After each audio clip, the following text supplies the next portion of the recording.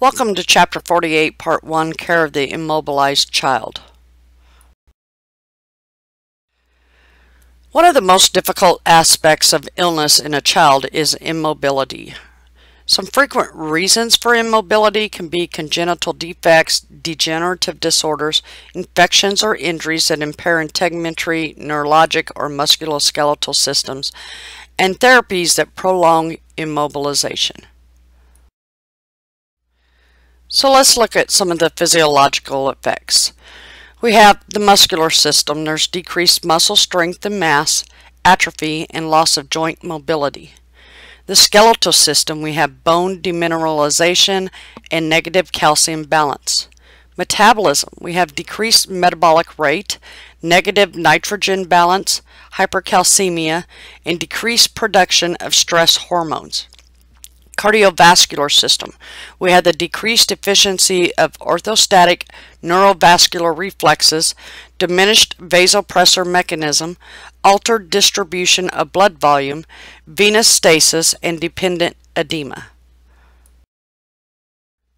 The respiratory system, we have decreased need for oxygen, diminished vital capacity, poor abdominal tone and distension, mechanical or biochemical secretion retention, loss of respiratory muscle strength. In the GI system, we have distension caused by poor abdominal muscle tone, difficulty feeding in prone position, gravitation effect on feces, and anorexia. In the urinary system, we have alteration of gravitational force, difficulty voiding in supine position, urinary retention, and impaired ureteral peristalsis.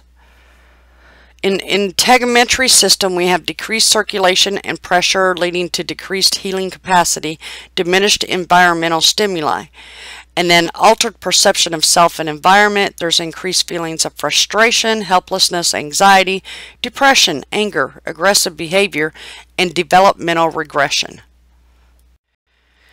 See Table 48-1 for physiologic effects and nursing considerations on pages 1532 to 1534. So let's look at the effects on the family. It disrupts family function. For extended periods of immobilization, there could be a required logistic management of the sick child. Planning should include economical, physical, and physiological needs of the child and the family. Need for family support and home care assistance. They may need respite care. That's very important. Coping skills. Individual counseling helps to provide a support system and also serves to assist with problem solving related to the care of the child. Parent groups allow parents to socialize in a non-threatening environment. For nursing care, prolonged immobility places the child at risk for skin breakdown, dependent edema, slowed gastric motility, decreased respiratory function, and decreased neurologic sensation. Frequent position changes are important, as well as positioning the child in an upright position when possible to help avoid these issues.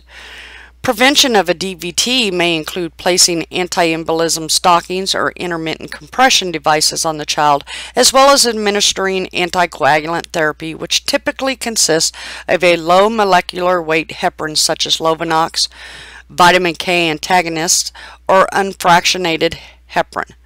Encourage as much activity as possible. Offer a high-protein, high-calorie diet to prevent negative nitrogen balance. Consult with a child life specialist for planning of recreation. Encourage the child to participate in their care.